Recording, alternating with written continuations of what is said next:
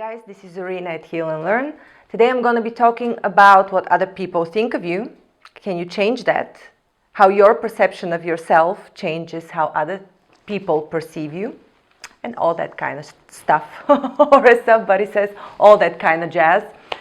So if you haven't subscribed yet, do check out this video and a few other videos. If you enjoy the content, subscribe, hit the thumbs up. Check out our website, healandlearn.com. On page home study, we have quite a few trainings with healers, mentors in spirituality, health, well-being, love relationships. We have two upcoming free webinars, one on the 7th and one on the 8th of November. And I've also just recently launched my subscription program, which gets you to join a mastermind group based on the other 96% course that I offer, which is based on the Silva method. So we're going to be doing these mastermind groups once a month. To check this out, I'll put all the links below. So back to the subject of today. What others think of me, can I change that? And do I really have to change that? So, you can't really change what other people think of you on a superficial conscious level. You can use some tricks, of course, as in NLP, you can use some imagery tricks, like when you meet somebody, you know that your perception of somebody is formed within the first, 30 seconds, 10 seconds, very fast. So you can definitely influence others' perception of you at the beginning of your meeting and later on if you use some tricks. But do you really want to live like that your whole life? Do you really want to be consciously, logically engaging in how you perform for other people? I mean, this is detrimental to the relationship, but also to you, because it leads to low self-confidence. You would think that if you don't do special tricks, nobody will like you. So the secret is actually, as you that follow manifestation channels know, is to like yourself and to love yourself. But there are gradients there. It's not just a bulk of, oh, I love myself, so everything in my life is going to be good.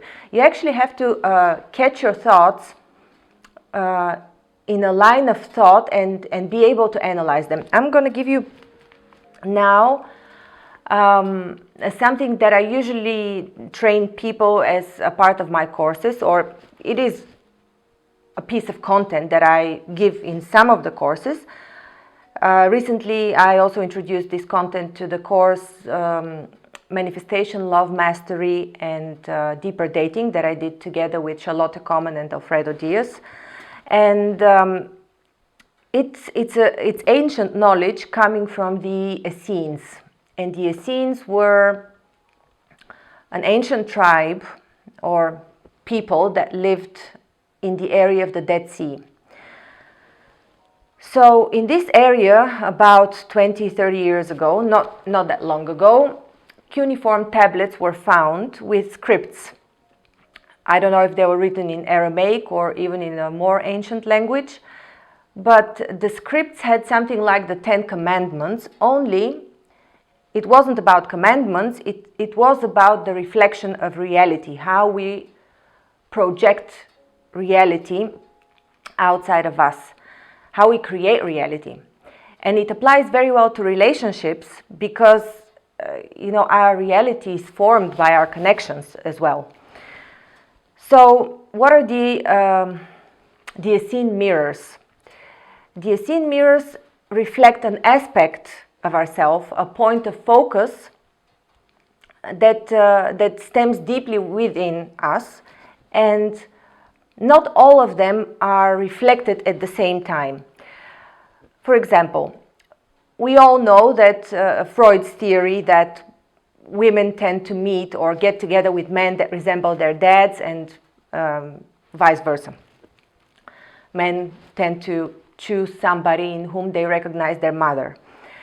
Well, it's not always like that. This is only one of the mirrors. You meet people, or the qualities that people represent when they communicate with you, and especially in a love relationship, because this is when you reveal the most of you. This is the closest relationship that gives you the the clearest mirror of yourself. And that's why people grow the most spiritually whenever they're in a love relationship, because the shades fall off. They see themselves clearly. So this is one mirror. How, you recognize the patterns of your mom and dad. But then again, I've met quite a few people that say, well, my dad was,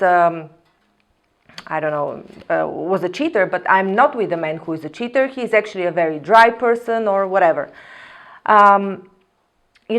This is only one mirror, but there are 7 mirrors. So I'm just going to enumerate a few of them, not all of them. One of the mirrors is what you hold dear and what you have lost. So it could be that you have lost your innocence in your path of developing your career or of life in general. And you meet somebody who is very innocent and you're looking for that. So this is one mirror, something that you've lost and that you yearn to have back in your life. Another mirror is something that you judge. For example, we always think that other people represent something that is deep inside of us and that we don't necessarily show, but that we carry inside. It is a bit like that, but let me explain. So, the saying, like meets like, is only valid for the first mirror. For example, if you are an intelligent person, a person full of good humor, you're likely to meet such people as well. This is mirror 1. But it is possible that you meet somebody who is a liar and a very wicked person. And then you're asking, but why? I'm supposed to be holding the mirror of myself. Why am I meeting this person? Why is this person in my life? Well, that's the second mirror. That is what you judge. Because what you judge holds such a great concentration of energy, so much focus, that you attract it.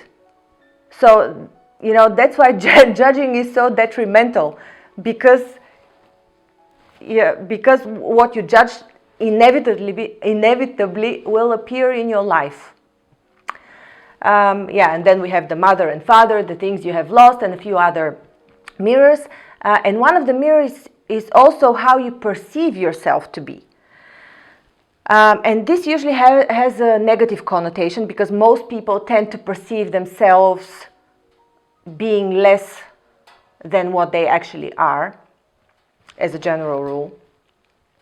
And so we often could meet people, if this mirror is very exemplary, we would meet people that we think are whatever we think are weaknesses. So if we believe that we are not pretty enough or that we are not successful enough, we will meet these people. It doesn't mean that we are not pretty or successful. It's our perception of us. The difference between what we are and what our perception of us is mainly a difference in definition of positivity or negativity. What we are is usually something positive, and what we perceive ourselves to be is usually has usually gone through some filter of negativity. I'm going to enlist all the Essene mirrors below. Just try and recognize next time you meet somebody who instigates some emotions in you, and be it positive or negative, or gets you to think about something. Just analyze which mirror could it be that I am activating at the moment, that this person is showing me about myself, because it's inevitably about yourself. So in the end, what others think of you is actually the mirror you're holding at yourself at this very moment. Thanks so much. I hope you enjoyed this content. If you did, give it a thumbs up, subscribe. Again, on the 7th and on the 8th, we have free webinars. On the 7th with Anat Steingold, who is a holistic health coach, and on the 8th with Heidi Gregor, who is going to talk about, it's called the cough call, so how to increase your immunity. We're going to call this the health weekend. on Heal and Learn, 7th and 8th of November. Do check it out on page Home Study. Thanks.